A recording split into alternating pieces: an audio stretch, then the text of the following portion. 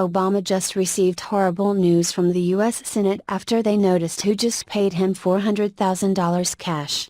Former presidents ordinarily receive a pension.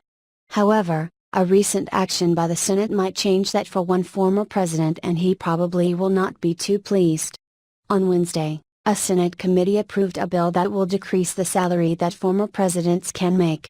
This was all after President Barack Obama has made hundreds of thousands of dollars in paid speeches and vetoed similar legislation before he left office.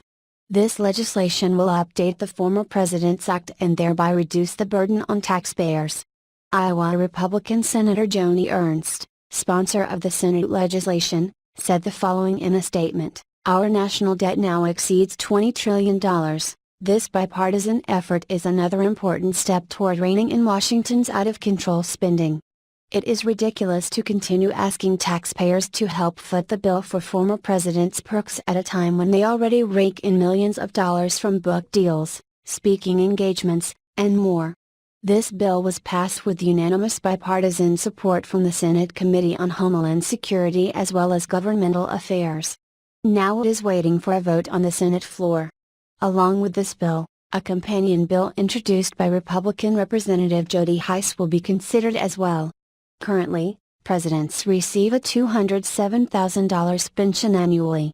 This bill would cap stipends at $200,000 a year and would adjust for cost of living expenses and purposes.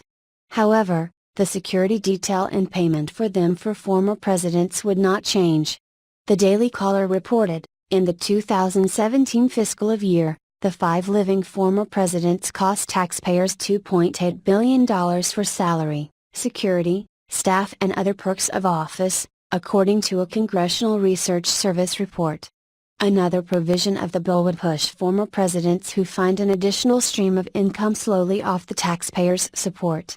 For every dollar a former president makes above $400,000 from speaking engagements or other post-presidential work, the annuity would be reduced by $1 in the Senate proposal. Obama made around $400,000 in one speech to a Wall Street private equity firm earlier this year, according to Bloomberg Businessweek.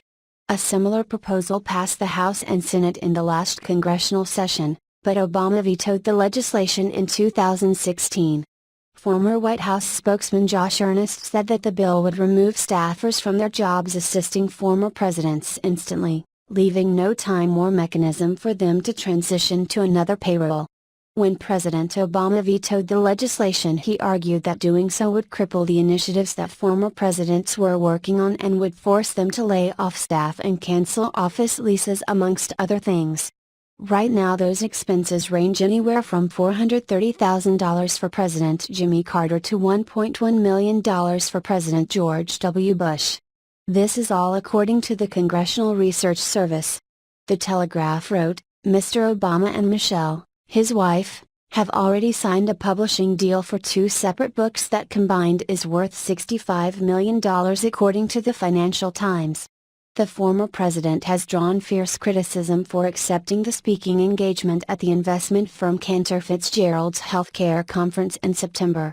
Bernie Sanders, the Democratic senator from Vermont who challenged Hillary Clinton in the Democratic nomination for president, called the decision distasteful.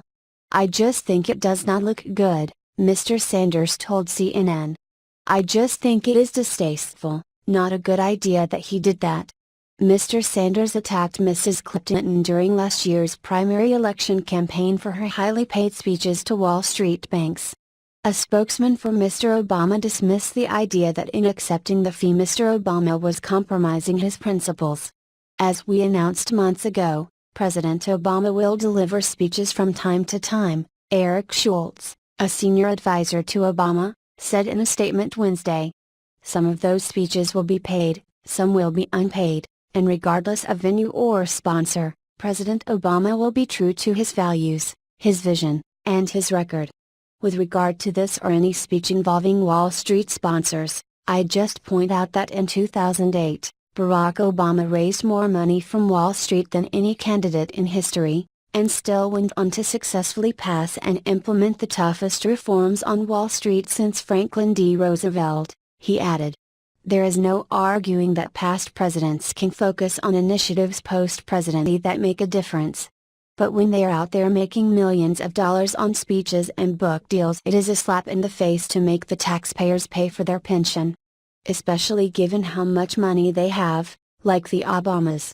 Considering how much they believe in redistributing the wealth, it is surprising that former President Obama would have a problem with this bill. Share if you agree it is a slap in the face to hard-working Americans to make taxpayers pay for presidents' fancy cost of living.